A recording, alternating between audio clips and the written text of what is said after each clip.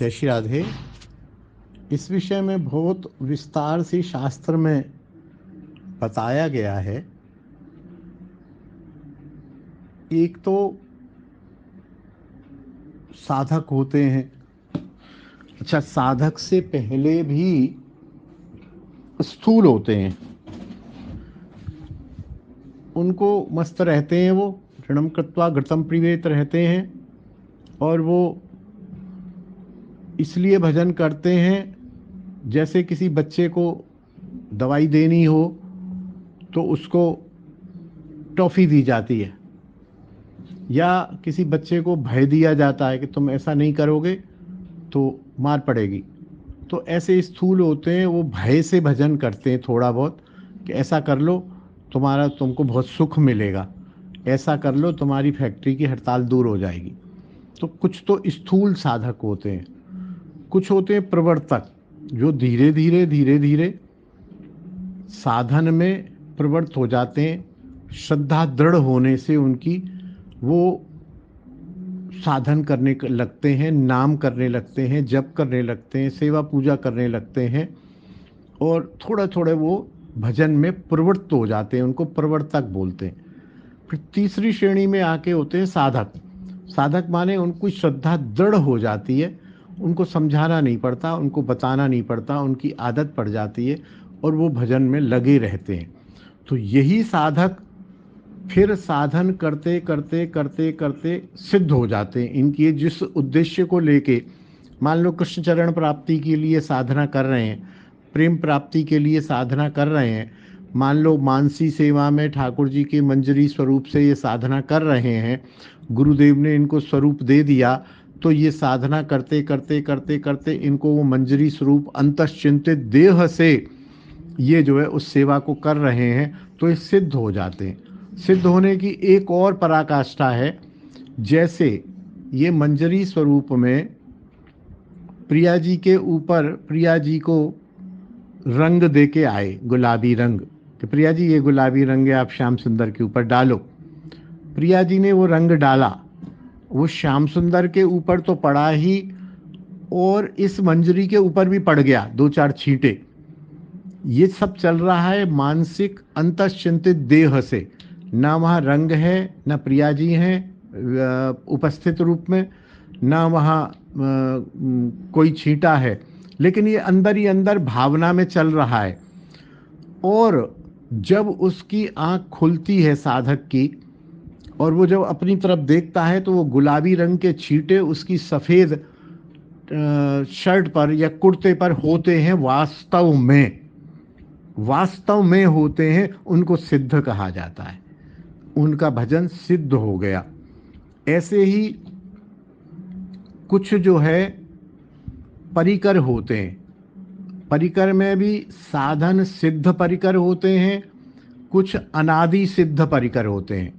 अनादि सिद्ध मतलब जैसे नंद, यशोदा, राधिका, सुबल, श्रीदाम, अपनी यशोदा के साथ रोहिणी मैया, नंद, उपनंद, ये सब अनादि सिद्ध हैं। ये जब से कृष्ण अनादि हैं तब से इनका परिकर भी अनादि है। कब जन्म हुआ, कब पहले क्या हुआ, ये अनादि सिद्ध हैं।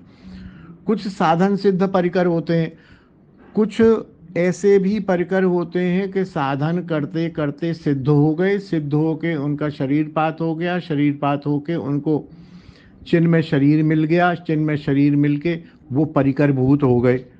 अब उनमें भी कुछ तो ऐसे हैं कि वो भजन करते हुए इस भूमि से, साधन की भूमि से सिद्ध भूमि में गए।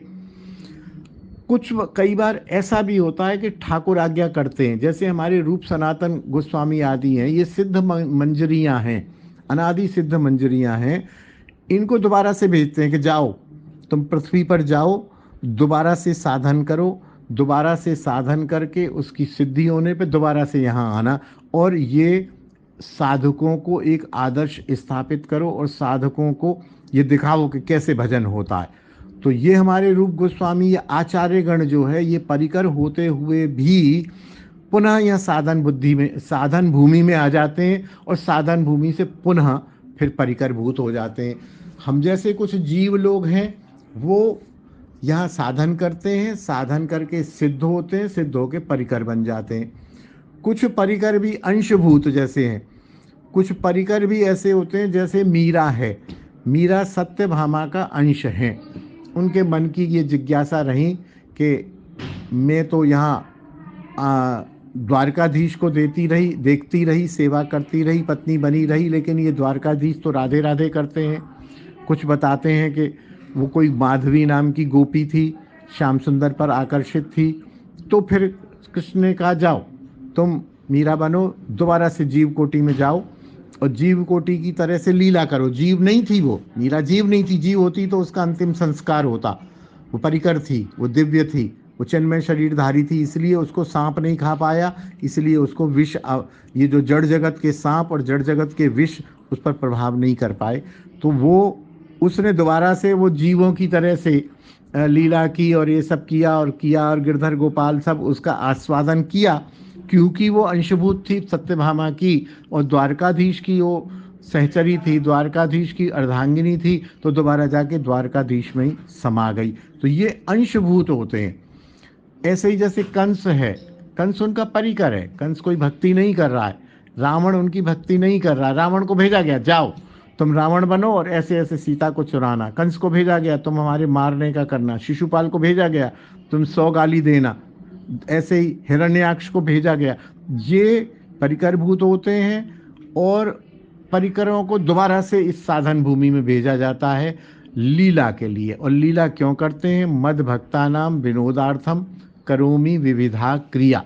भक्त यदि लीला ही नहीं करें, ठाकुर ये कालियदह लीला नहीं करें, रास लीला नहीं करें, गोवर्धन लीला नहीं करें, तो हम आप वैष्णव लोग क्या चर्चा करेंगे? क्या चर्चा करेंगे उनकी लीलाओं में? तो लीला चिंतन ही तो हमारा भजन है।